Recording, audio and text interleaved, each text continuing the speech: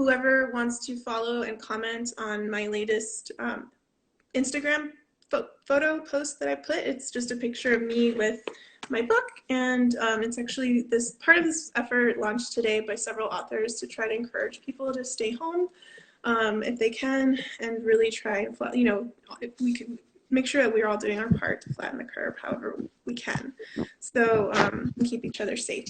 So yeah, like I said, if you follow me and comment on that post that you'd like to enter to win some stickers and marks, I'll choose a few winners randomly and I'll DM you to let you know. Hello, hi. So yeah, those are pre-conversation announcements. I also wanted to give you the chance before we do a reading, before I start asking you questions, Okay. to make your big appeal. Because I know that you wanted to make your big appeal. I know that you wanted to get a copy of this book into Emma Gonzalez's hands. So I think you should tell our listeners, our watchers, that if any of them know how to contact Emma Gonzalez, you need to do that for us. You know, message Natalia, let her know how. That's true. I've been for a really long time trying to get in touch with Emma Gonzalez from March for Our Lives. She's one of the student activists who really has just been an inspiration. Like I started writing running quite a bit before all that, you know, the Parkland shootings happened, but definitely once the March for Our Lives movement came out, there was just something about Emma that I saw in several of my characters in this book. Particularly one, not necessarily Maddie, who's the protagonist, but there's a character named Jackie who is a very amazing and very fierce student activist at her school. And Maddie ends up learning a lot from her. And to me, like when I first started learning about Emma Gonzalez, I was like, oh my God, she and Jackie could be like best friends. So yeah, if anybody if anyone knows Emma Gonzalez, please let her know. I would love to send her my book. It's a small world, so you know, I figured it was worth a shot. You never know. I appreciate it. Did you want to go ahead and start with a little reading so we can kind of hear a little bit of what the book sounds like? Yeah, sure. I thought I'd read like a very short scene. So just to give you a little bit of background, Running is about a 15-year-old Cuban-American girl whose father's running for president in Miami, and they live in Miami, and she is realizing throughout the course of his campaign that he's not necessarily the man she thought he was, and she's not sure what role she wants to be playing in his campaign, especially now that the spotlight continues to kind of shine on her more and more. So this scene that I want to read, it's actually a conversation between Maddie and her mom. Her mom is like helping her get ready for one of her dad's rallies, and so she's like putting makeup on her, plucking her eyebrows, and Maddie's kind of questioning like why she needs to do all this. I take a deep breath. Can't I just sit in the background at the rally this afternoon? Mommy sighs. I don't understand you sometimes. Why are you so obsessed with hiding from the world? She yanks a hair above my left eyebrow from the root. I hiss in pain, but stay still. I'm not. I'm just... It never bothered you ever? She leans back, tweezers still in hand, and looks right into my eyes. What never bothered me? Everyone watching you, judging you. I close my eyes. Mommy applies shadow on my lids in tiny, fast circles. And it's not like we're the ones doing anything. It makes me feel like a prop, like we're just a couple of trophies for Baby to display. Her brush strokes become harsher, somewhere between tickling and pain. We're not props, Mariana. We're supporting him. There's a difference. What if I get sick to my stomach, and you still haven't given me one good reason why we can't skip going into my room? It's my room. She snaps the eyeshadow case shut and places her hand on my shoulder. First of all, your father and I have faith in you. Just remember, there's nothing to be nervous about. It's all in your head. I've never understood why people say this last bit like it's helpful. Of course it's all in my head, along with my entire consciousness and sense of reality. Second of all, Mommy adds, the home television interview. People just want to see that we're a normal family. Maddie, a normal American family, just like any other. Do they not think we're normal? So we have to prove it to them, I say? It's an election. It's not always going to be fair, okay? Thank you. Yeah. I am so happy this book is coming out. I don't know if you've told our watchers yet. The new release date is July 14th. It is, Yes. yeah. Uh, Yeah, it and is. it's, of course, Yeah. available already to pre-order. And I thought you had some good news too about the audio for the book. Yes, so it's actually going to be an audiobook as well. I'm really excited about that. And not only that, but the narrator who narrated my last audiobook for, well, my last book, Everyone Knows You Go Home, is actually going to be coming back to narrate running and turning that into audio. So I'm super excited. She's a really amazing person, and I just loved working with her for the last book. So I'm excited to get to do that again. Wonderful, wonderful, wonderful. Let me see. I had several questions in mind, but the first thing I wanted to ask you is just because I love the story, so I think it's a story you should share with others. And that was that one moment of what you saw on TV that led you to want to write this book, that led you to really Mm. hone in on Maddie's character. Yeah.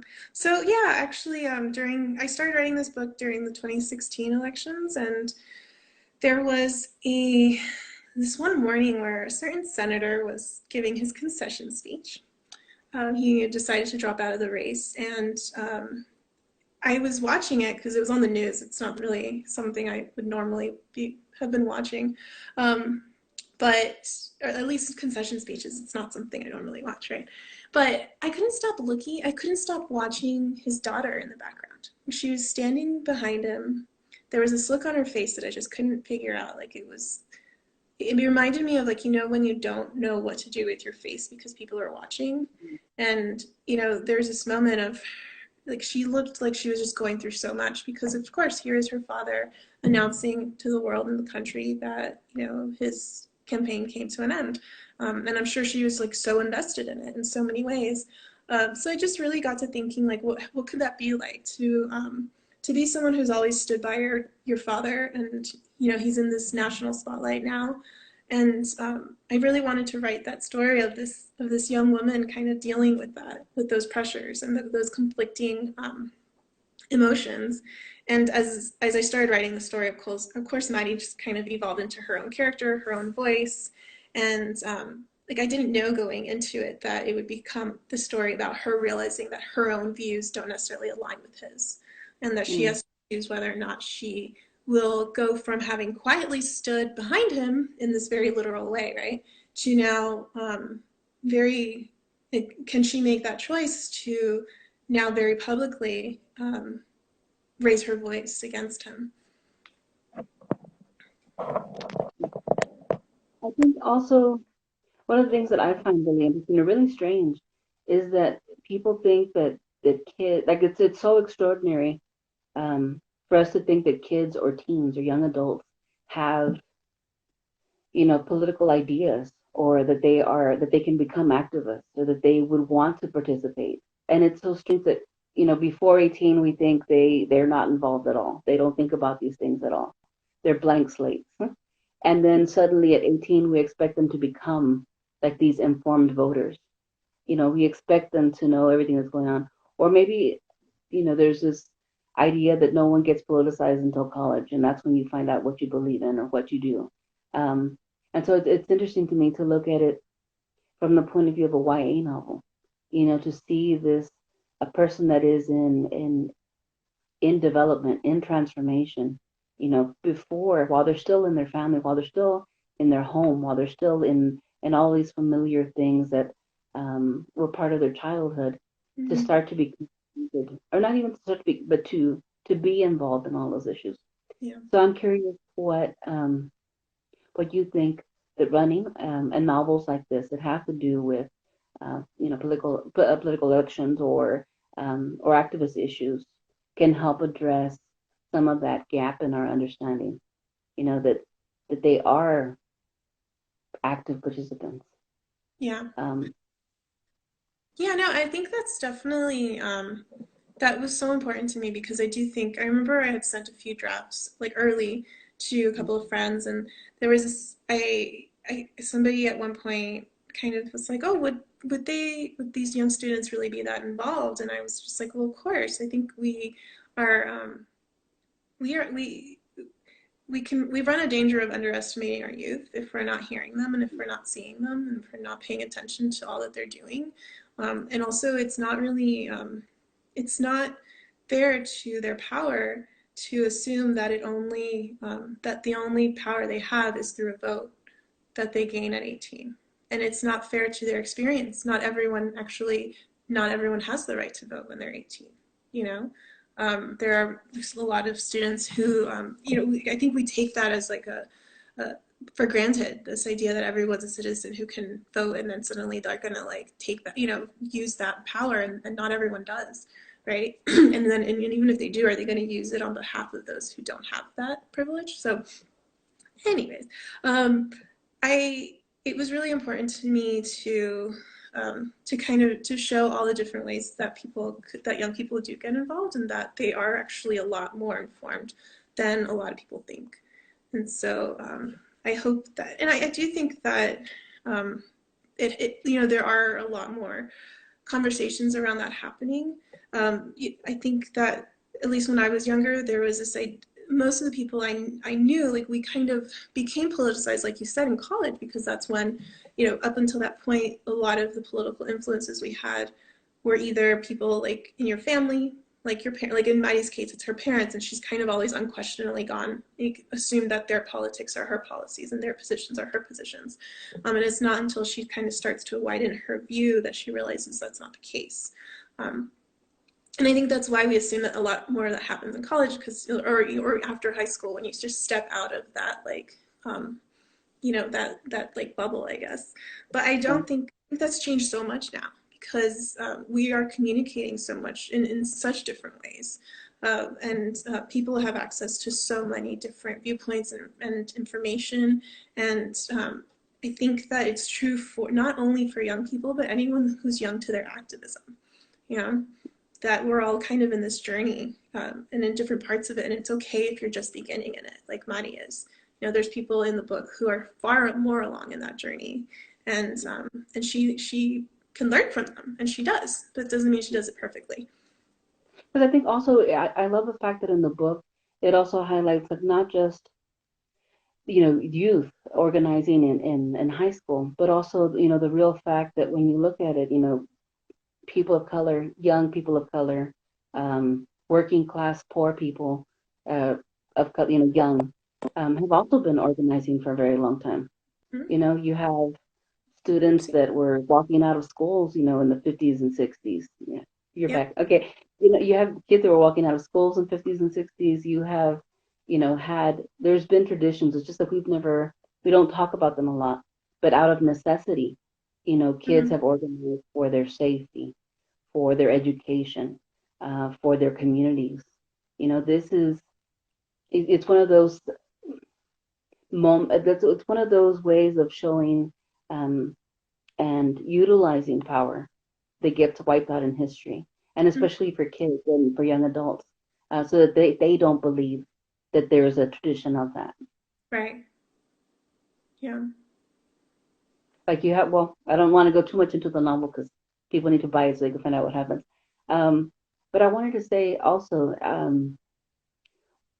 not just in this novel, but in all your work, I am so fascinated by the way that you capture family dynamics. Kind of the tension, the pull, um, the comfort and the strength found in family. All these different conflicting um, pressures that happen in a family. Mm. Um, and so Yeah. I'd like you to talk a little bit more about that. Yeah. I guess for me, I tend to any way I experience a story, to me, I kind of tend to experience it through the lens of the relationships that we have in our lives, whether they be, like in Maddie's case, the close ones that she has with her family, or the new ones that she develops with friends. Because I just don't think one of us really exists, you know, as one, right? Like we're just so connected. So to me, it doesn't really, I don't see how else to explore a story. Like I don't feel like I have an entry into a story, until A, I have like a voice, but then B, until I have a sense of who is this person, not just in their own, but who are they to the people around them, and who are the people around them to them. Do you know what I mean? Like, what do the people around Mhm. them mean? What are we giving and taking from each other? How are we nourishing each other? How are we harming each other? You know, in either purposeful or unintentional ways. And what can we grow? Like, what can we learn from that? How do we grow? So I'm just, to me, it's, it's interesting because yes, this book is coming out before the election and there's an election in it, but I actually don't see it as solely, if anything, the election is not the most important part of the book. Like for me, it was really a journey of what happens when this person who's been such an icon in your life, and who you thought you could really believe in, isn't, like, doesn't align with your own beliefs. What if you are finally coming into your, coming into your own power, really, and it means that these two forces are now at a, in opposition to one another, like, and what if it's someone you love? Can you still have that love? And I think that's something that is like that we've all experienced, but even as as young people, but even today. Um, so I wanted to explore that, and I don't think it doesn't exist without taking power into account. Every Mhm. relationship is a power dynamic, and especially in Maddie's case, there's so many layers of it because her father is trying to become the most powerful man in the country or the world, arguably, and she is not sure if she has faith that he should be that person. The more we get into the book, because in the beginning, there's a lot of things she doesn't question, and I wanted to explore that. I think that's also another thing that I love about the book, the idea of coming into power. Because although Mari has to face all these different conflicts and emotions and development, it doesn't feel like she flirted with or rather had the temptation that so many people fall into, where disillusion and apathy kicks in instead of this push to come into their power and to claim it and to claim who they are. Mm-hmm. What does it mean to become the person that you are, and the person that you're going to be, as well as committing to different actions. So I Mm-hmm. love that because I think it's too easy. It's way too easy for a lot of people to choose to just be disillusioned, and then just not participate and just not do anything or try not to care or to distract themselves. Which is, I think, one of the reasons that we're so inspired, to see young adults and students becoming, activists and becoming active because, they are coming into their own power and they're not being apathetic. Yeah. They're not giving up. So, Yeah, and I think in Maddie's case, like, she kind of almost didn't have a choice to be apathetic because this whole campaign came to her door, like literally. Like the book mm-hmm, opened with her father being really excited that they got some big interview, that they're going to be interviewed by some, cable news network that will literally be coming into their home and interviewing her whole family and doing a tour of the house. And they actually want to come into her room. So it actually feels very close for her. And then there's things that happen. There's like an environmental crisis and a public health crisis that happens in which it also starts to hit close to home. Um, and I like it's funny because she has one friend who kind of criticizes her for only caring now that it's, you know, mm-hmm, that it's close to her. Um, and it's not that, like, I think that was important to me because again, like, she's not like this perfect like activist from day one. She's not like this chosen hero. She's just thrust into that situation, and she has to decide what to do with it. And I didn't want there to really be a wrong way or a wrong or right way about it. Um, it's just that, like, we are each dealing with the situations that we have, and we can choose. We have a choice in it. Hopefully, like, how do we handle it? there's something powerful though about it being thrust into the light, about it affecting your family or your friends or your loved ones, because that's when I think people really become passionate about those issues. Mm-hmm. When either they happen in your life, um, or you become obsessed. It becomes a personal issue. You Mm-hmm. know. So yeah. Um, Yeah, the I mean, other thing I wanted. Go ahead. I mean, she does avoid it for a while because, and this is something that really resonated with me. When I was doing Mm-hmm. research for this book, one of the things I ended up doing was going back and reading my journals from when I was Maddie's age. And Mm-hmm. what struck me is that there was this several times, like I wrote entire poems about this, and it was about how I was so afraid to speak up. Like, and I Mm-hmm. really, like, I thought there's something wrong with my voice, like a figurative, like something wrong figuratively. Like, and then I think at Mm-hmm. one point I wrote a poem about like, being trapped and all, how it is. I would never share that poem now, but it resonated so much with me because I thought like this is exactly what I didn't realize was going on with Maddie. Like she's scared to speak up, even in small instances, like being in her classroom and having to raise her hand. Like she's afraid to say the wrong thing. She's afraid by like what people think and how she'll sound. And so like it was something that like I struggled with a lot growing up, and I just um, I wanted to know like what would that look like for her when she's actually given a much bigger microphone than most people could ever have. What would she do with that? Mm-hmm. You were recently on a panel. I wasn't able to attend and listen to the wonderfulness, but I was so taken by the title of the panel. This is the one about, I think it was at AWP, about YA novels that don't focus on love stories. Because I feel like that is, it's such a given. It just seems like anything that's going to be made into a movie or read widely is going to have to feature a love story. And Mm-hmm. I love the fact that, this is one of those stories where you see the development of a character, and the love story is not the main focus of the whole thing. Mm-hmm. Yeah. Yeah, that was really important to me. I mean, I will say honestly, like at first, I kind of sometimes when I start writing something, I do try to like, um, step out of like think to myself like, what have I written before, and what can I challenge Mhm. myself to, right? And there was like this little inkling of like, I wonder if this needs to be like, if there needs to be a love story here, but let me see where this goes. And I think halfway Mhm. through, I started questioning that because I thought like, is it realistic that she isn't going to, at some point like have a crush or whatever. And again, this is so funny. I went back to my journals at this point, and those things just happen kind of serendipitously, right? But I Mhm. noticed that like all through my freshman and sophomore years, there's so many entries about crushes and all this or whatever. I would say like maybe 80% of it, right? But then the 20% where it wasn't, it was like these really intense periods of like I was literally writing like I just need time to figure out who I am. I want nothing Mhm. right now. I just need time with myself. And running really takes place in like maybe 3 weeks.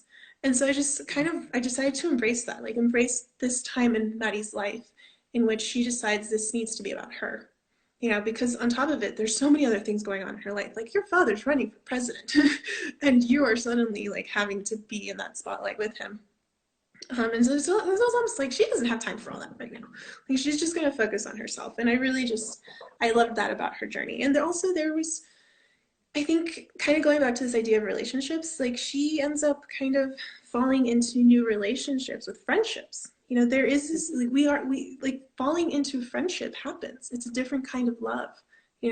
Falling out of friendship happens. She longs for her friend who ends up leaving, having to switch schools. So there's just all these things that I felt like were still happening at a relationship level, but not necessarily at a romantic one, but they were equally important to explore. But I think that led it to become more of a feminist story, because I think someone else's take would have been that, she would have fallen for a young Che Guevara type, and like that would have been her way into activism, Yeah. which, is not is not what her story is. It's not about her life. It's not focusing on her. It just would have been, I mean, just the whole story would have had to just have been, I don't know, distorted in so many ways to fit in the love story. And so I love that about this too, to really hone in on, Maddie and family and friends and her life. Yeah. And I guess we're probably close on time. Are people asking you questions, or are they posting it? Do we Oh, have any questions from the audience? any questions? You could like comment here at the very bottom and I'll see it. Most people are waving, which is lovely. I'm trying to wave back when I can. Yes, Hello. and all the little hearts are lovely too. See Oh those little yeah, heart eyes, that's bunch of true. hearts. I know. That's Yeah, all. but if anybody has any questions, do feel free to add it in the comment and we'll answer it. And also remember, if you want to, what is it, the bookmarks or the stickers, follow Yeah, Natalia. Put a little comment saying you want one. yeah, on today's post. Here we go. Now we Unapologetics. got questions, all kinds of questions coming in. What Mm. about the relationship with, I think it's Maddie's babysitter? Is that what it says? I mean, Gloria. So Maddie, well, I'm not sure if it's so yeah, I think so Gloria actually hi. Sorry. Oh look, and we have oh wow, I'm like confused by all these functions. Okay, here we go. Yes, yeah, relationship with Maddie's babysitter. That's what it says. Yeah, so yeah, that's interesting because Gloria is a woman who works at Maddie's house, and so you know she is the housekeeper there, but also sometimes takes care of Maddie while her parents are you know, traveling for her father's campaign. And really the book actually opens with that like with that relationship. Like this is it was really important to me and it really is just how her voice came to me.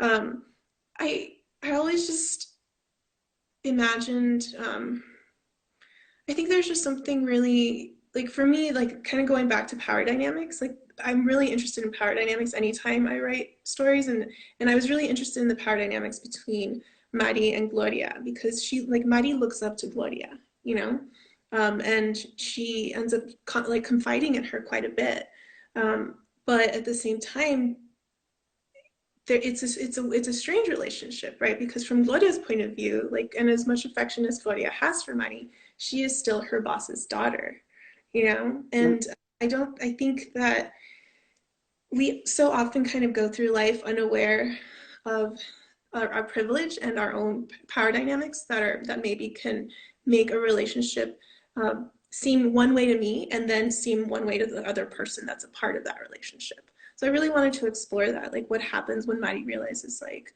oh, like yeah, maybe Gloria at one point felt weird about this, or you know, or yeah. So and I just that was really something that ended up being really important in the book for me.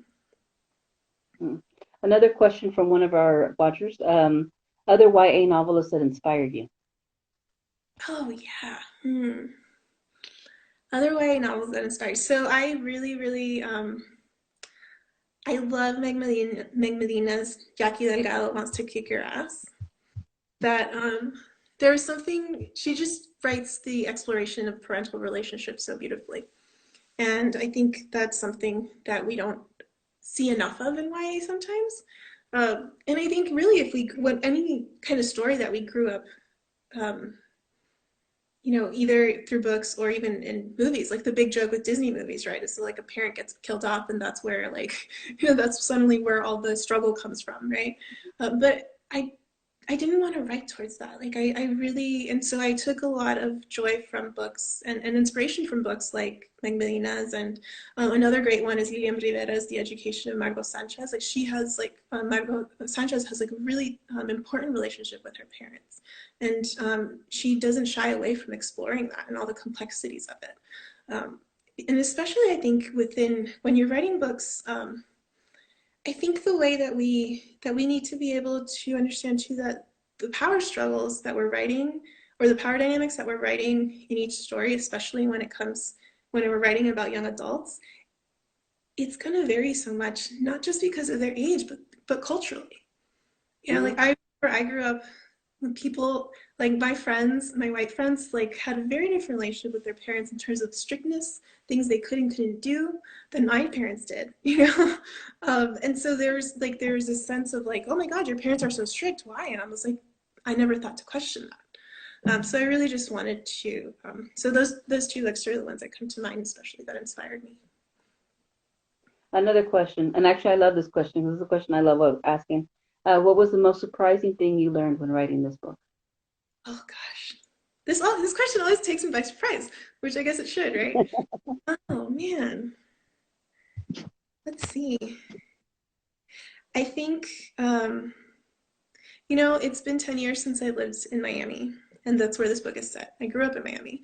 And I remember when we first moved to Texas from Miami, I was actually writing a book set in Miami, and I had to step away from it because I realized that maybe sometimes, at least for me, I needed some distance to really be able to appreciate and see all the ways that Miami is unique. And sometimes when we're too close to it, like I grew up in Miami thinking that all of these things about Miami were totally like similar to other parts of the country. And it's like, yeah, no, not everyone has a lychee tree and a mango tree in their backyard.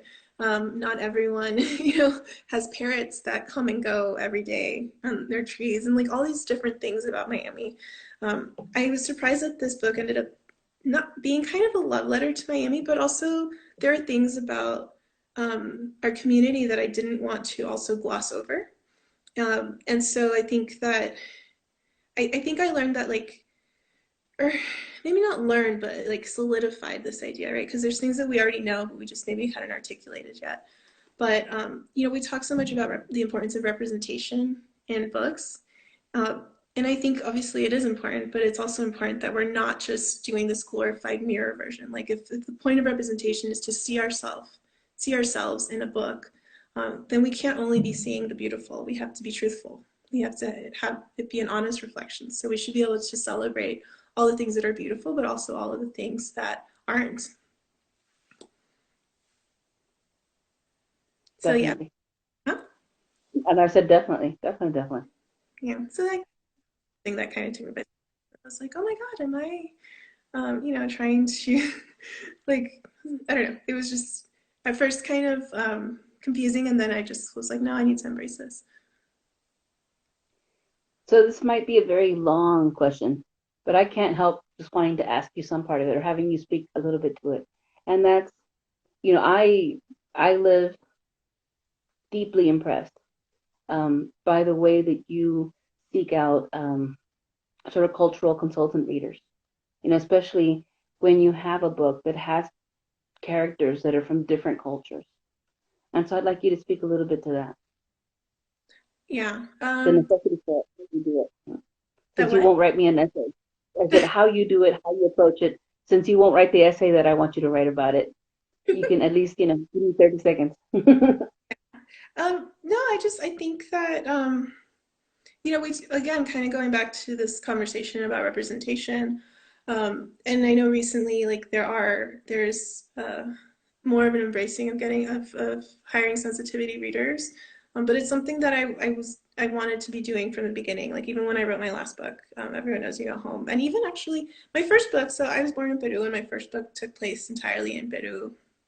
And I remember even then there were times where I thought like I also like me being one person, I can't assume that I can represent an entire culture. So I need to be sure to speak to as many people as I can and then use all the knowledge that I have from my life and experiences of, you know, being in community with people, with loved ones, with friends who are parts of all these different like and diverse communities, and like what does it mean to really listen to each other and see each other, right? And so I try to kind of start from that place with each book, but also embrace the fact that I know I can't possibly know everything.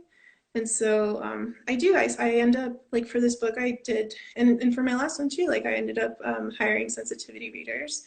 And I will say too, though, I think that that is not even like step one in that process. I think step one is like, do you have a strong enough foundation based in community, in like a real shared experience to even then know what questions to ask, to even know like not only what you share in common, but what you don't.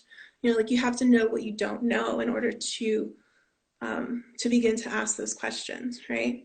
And so even though like I've hired sensitivity readers, but I also think like I have people in my life who, when I came across certain things, I could send a quick text to and ask, hey, did I get this right? Like if you don't even have people in your life, like if the only people who you can get to check your the different cultures in your book and the different experiences, if the only people you have are people you can pay, who you should be paying, by the way, because that is really valuable and emotional labor. But if those are the only people that you have, then should you be doing that, and could you be doing it effectively? And so that's kind of the measurement that I like. At least that's what I go by. It's like Mhm. I feel like it has to start from a place of trust. You know, did that make Thank sense? you. Yeah. Yes, it did. And I think, important considerations, even before we get to that point, when we start talking about how close are we to a story? How close are we to something that we passionately, do we passionately need to speak to this? And if so, how? How do we do that? Um, not just with respect, but with truthfulness, with honesty and with trust. So Mm. thank you.